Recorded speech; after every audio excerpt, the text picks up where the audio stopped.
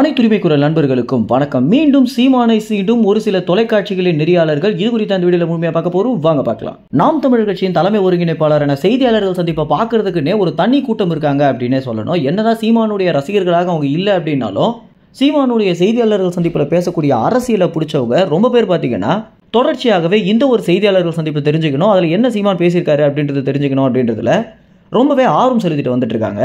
இதை ஒரு சில தொலைக்காட்சிகள் தனக்கு சாதகமாக பயன்படுத்துறது மட்டும் இல்லாமல் வேறு சில அரசியல் கட்சிகளுக்கு ஆதாயம் கூட்டணும் அப்படின்ற நோக்கத்திலையும் சீமான கோபம் ஏற்றுறதுலையும் ரொம்பவே குறிக்கோளாக இருந்துட்டு இருக்காங்க அப்படின்னு தான் சொல்லணும். ஆரம்பத்தில் இதை துவங்கி வச்சது பேசு தமிழா பேசு ஊடகத்துடைய ஃபவுண்டரான ராஜவேல் நாகராஜன் அப்படின்னு நம்ம அனைவருக்குமே தெரிஞ்சிருக்கும். ஆரம்ப காலத்தில் தன்னை ஒரு தமிழ் தேசியவாதியாக காட்டிக்கொண்டு நாம் தமிழர் கட்சியில் இணைந்து பேரையும் புகழையும் சம்பாரிச்சுட்டு அதற்கு பிறகு பேசு தமிழா பேசு அப்படின்ற ஒரு ஊடகத்தை துவங்கி முழுக்க பாஜக கட்சிக்கும் அதிமுக கட்சிக்கும் சாதகமான விஷயங்களையே அந்த ஒரு சேனல்ல பண்ணிட்டு வந்துட்டு இருக்காங்க.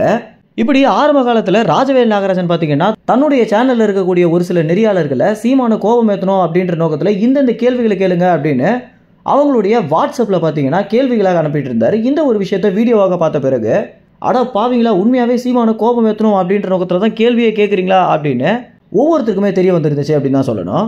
இதற்கு அடுத்ததாக ரொம்ப நாளுக்கு இப்படி ஒரு நிகழ்வே நடக்காமல் இருக்க நேற்றைய தினம் சீமானுடைய செய்தியாளர்கள் சந்திப்பில் ஒரு குறிப்பிட்ட தொலைக்காட்சியில் இருக்கக்கூடிய நெறியாளர் பார்த்தீங்கன்னா ஆரம்பத்திலிருந்து இறுதி வரைக்கும் சீமான கோபம் ஏற்றணும் அப்படின்ற நோக்கத்திலே கேள்விகள் எழுப்பிட்டிருந்தார். அது மட்டும் இல்லாமல் சீமான் ஒவ்வொரு விளக்கங்களை கொடுக்கும் போதும் இல்ல புரியல அப்படின்னு சீமான இடத்துல வேண்டும் என்றே ஒரு சில விஷயங்களை பண்ணதை நம்மளால தெளிவாக பார்க்க முடிந்தது. இறுதியாக சீமான் அவர்கள் ஒரு 10 திருக்குறள் அவங்களால சொல்ல முடியுமா அப்படின்னு கேள்வி எழுப்பிய போது எங்க நீங்க சொல்லுங்க பார்க்கலாம் அப்படின்னு சீமான இடத்துல கோபம் ஏற்றி இருந்தது.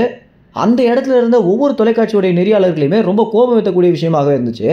இந்த மாதிரி நெறியாளர்கள் கேள்வி கேட்க வந்த இடத்துல சீமான கோபம் ஏற்றி ஒரு சில வார்த்தைகளை வாங்கணும் அப்படின்னு நினைக்கிறத குறித்து என்ன நினைக்கிறீங்க அப்படின்னும் இந்த நிகழ்வுக்கு பின்னால தற்போது இருக்கக்கூடிய திமுக கைக்கூலிகள் யாராக இருக்கும் அப்படின்றத உங்களுடைய கமெண்ட்ஸ்ல தெரிவிங்க. நன்றி, வணக்கம்.